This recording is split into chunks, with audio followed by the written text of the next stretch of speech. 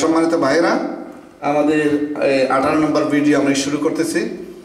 এবার দেখুন, আনা আনা একটি শব্দ আছে কোরআন মজিদের মধ্যে, বহুবার আমরা পেয়ে থাকি। সাধারণত আমরা একটা জায়গা আমরা জানি, যেটা হচ্ছে সূরাতুল কাফিরুন। এই সূরাতুল কাফিরুন তো সবারই মুখস্থ। ওই জায়গায় কিন্তু আমরা বলি ওয়ালা না'বিদুম মা আবাদতুম। এখানে কি আমরা এই যে আনা এরকম থাকে, আনা এই যে নিশ্চয় দেখতে পারতেছেন আপনারা, এই যে এখানে দেখুন মদ আছে। আমাদের তাজউইদের নিয়ম বলতেছে আমরা এখানে লম্বা করার জন্য, কিন্তু আনা মানে আমি, তো এই আনাতে কিন্তু লম্বা হয় না। কোরআন মজিদের যত জায়গায় আনা পাবেন এগুলিতে লম্বা হয় না, যদিও লম্বার চিহ্ন দেওয়া থাকে। কিন্তু এই আনাগুলো কিছু আনা আছে আমাদের লম্বা করতে হয়, তো দেখতে কিন্তু একই রকমই। তাহলে আমরা বুঝবো কিভাবে যে কোন আনাতে লম্বা হবে এবং কোন আনাতে লম্বা হবে না। আচ্ছা, তার জন্য আপনাদেরকে এই 4টা শব্দ মুখস্থ রেখে দেবেন যতটুকু আমি জানি। আনা মিলু, আনা আনা মিলা, আনা আনা মিলা, আনা সিয়ুন, আনা সিয়ুন, আনাবা, আনাবু। এই যে 4টা আনাবু, এই 4টা শব্দ যখন পাওয়া যাবে কোরআন মজিদে যেখানে পাবেন মুখস্থ করে নেবেন।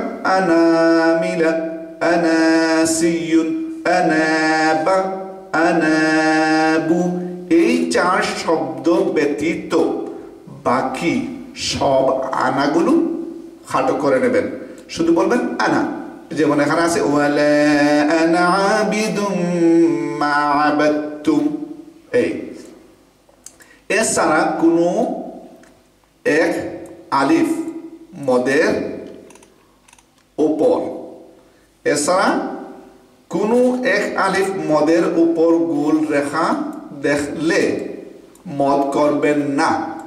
যেমন এই জায়গায় দেখুন আপনারা, মানে যেখানে এই গোল চিহ্নগুলো আপনারা দেখবেন, মানে মদ, আপনাকে মদ করার কথা বলা হচ্ছে, আপনার তাজউইদের রুল লেখা হয়েছে। যেমন লাম আলিফ জবর লা, আমাদেরকে মদ করতে হবে। কিন্তু এই গোল রেখা যখন দেখবেন তখন কিন্তু সেখানে মদ করবেন না। এখানে বলবেন না মালাইহি, না মালাইহি।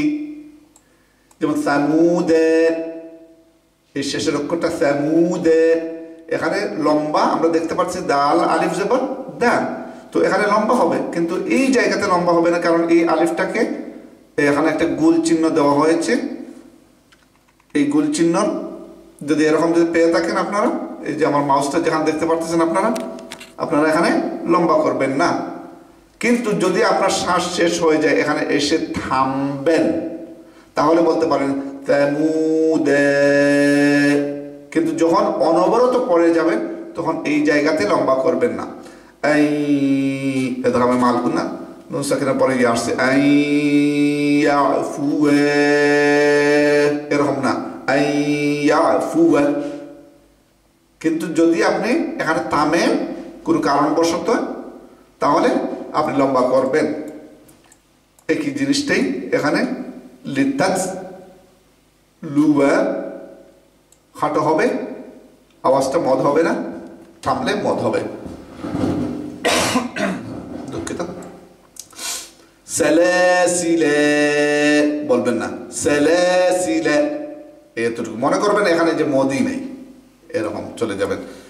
তো এরপরে কিছু নোট থামলে একালিফ লম্বা হবে। আচ্ছা, যাই হোক, এখানে আমাদের শেষ হয়ে গেছে এই পেজটাও। 11 নম্বর এছাড়া, আমার মনে হয় আমরা গত পেজটা কি 10 নম্বর ছিল? হ্যাঁ,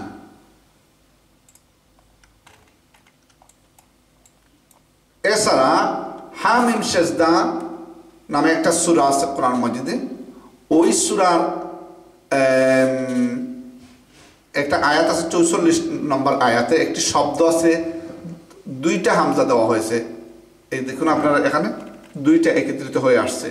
তো এই জায়গাটা আমরা যখন পড়ব আসলে আমাদের এমনিতে আমরা পড়ব কি আ আ আ আ আজামিয়ুন, এই শব্দটাতে কিন্তু আমরা এরকম আ বলবো না, আমরা পাতলা করে দ্বিতীয় হামজাটাকে পাতলা করে নিয়ে নেব।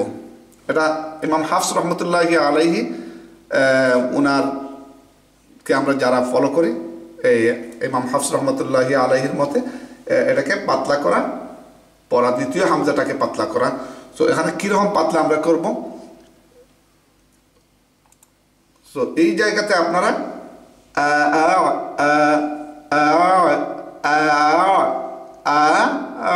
জামিউন, সো পরেরটা আমি আবার পুরা বলতেছি না, সামান্য আমি জামিউন জামিউন জামিউন।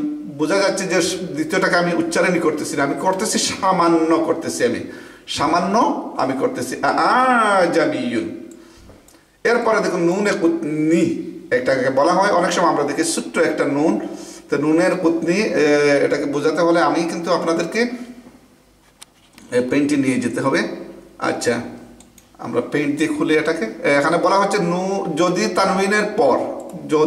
তানউইনের পর তাসদিদ অথবা সাকিন থাকে, মানে ডান পাশে তাসদিদ, আচ্ছা তো তানউইনের পর মানে ডান পাশে থাকবে তানউইন, তাসদিদ অথবা যদি তানউইনের পর তাসদিদ অথবা সাকিন থাকে, তাহলে তানউইনের ভিতর লুকায়িত যে নুন আছে সেই নুনকে স্পষ্ট করে জের দিয়ে আদায় করা। তার অর্থটা কি দাঁড়ালো? আচ্ছা, আমি দেখি আপনাদেরকে কিভাবে বোঝাতে পারি, সাধ্য অনুযায়ী চেষ্টা করব। ওপেন উইথ পেইন্টেড,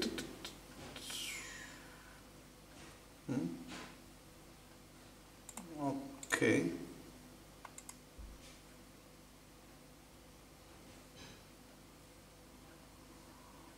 অপশনটা আসেনি।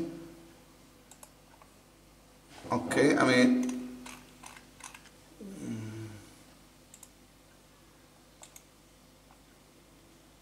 দেখি আপনাদের জন্য একটু ধৈর্য ধরুন, মেহরবানি করে আপনার।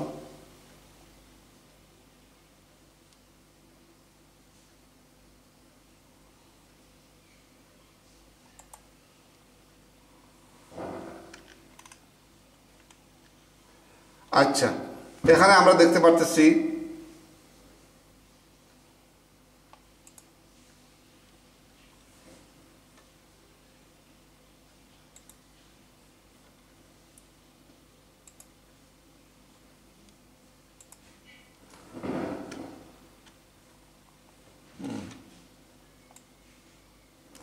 আচ্ছা, আপনাদের সময় নষ্ট করার জন্য আমি খুবই দুঃখিত আমি। হ্যাঁ, পেয়ে গেছি আমি। এখানে দেখুন আহাদুন, এখানে শব্দটা কি আহাদুন, এই যে আহাদুন একটা নুনের আওয়াজ আসতেছে, দ্বিতীয় যেটা হচ্ছে এখানে কিন্তু একটা নুনের আওয়াজ আসতেছে আমাদের কাছে, আহাদুন,